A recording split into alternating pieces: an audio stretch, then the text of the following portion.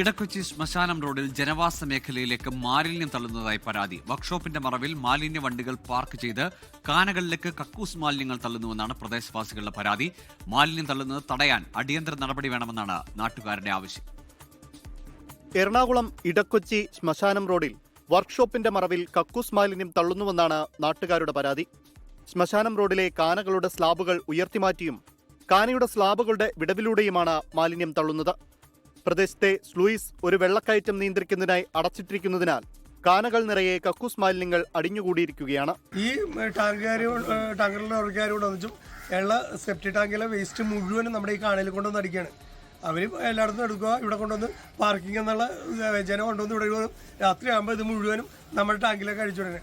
ഇത് ടാങ്കിൽ ഈ കാനയിൽ കെട്ടിക്കിടന്നിട്ട് ഇവിടെ ഉള്ളവർക്ക് ആർക്കും നിൽക്കാൻ പറ്റാത്ത ഒരു സിറ്റുവേഷനാണ്. വീടുകളിൽ പണം കൈപ്പറ്റി ടാങ്കർ ലോറികളിൽ ശേഖരിക്കുന്ന കക്കൂസ് മാലിന്യമാണ് ശ്മശാനം റോഡിൽ തള്ളുന്നത്. എനിക്കൊന്ന് ഇവിടുത്തെ ടാങ്കറുകാർ ഇവിടെ ഒരു ടാങ്കർ പാർക്ക് ചെയ്യുന്നുണ്ട്. അവിടുത്തെ ടീമാണെന്നാണ് എന്റെ വിശ്വാസം. കാരണം അവിടെ സ്ലാബ് ഒളിച്ചിട്ടുണ്ട്.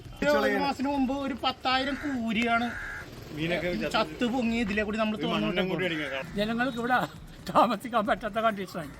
അപ്പൊ അതിനെന്തായാലും പരിഹാരം കാണണം, അല്ലെങ്കിൽ വണ്ടിയൊന്നും ഇവിടെ ഇടരുത്. ഒരു മാസമായി തുടർന്ന മാലിന്യ പ്രശ്നത്തിന് ഉടൻ പരിഹാരം വേണമെന്നാണ് നാട്ടുകാരുടെ ആവശ്യം. 24 കൊച്ചി.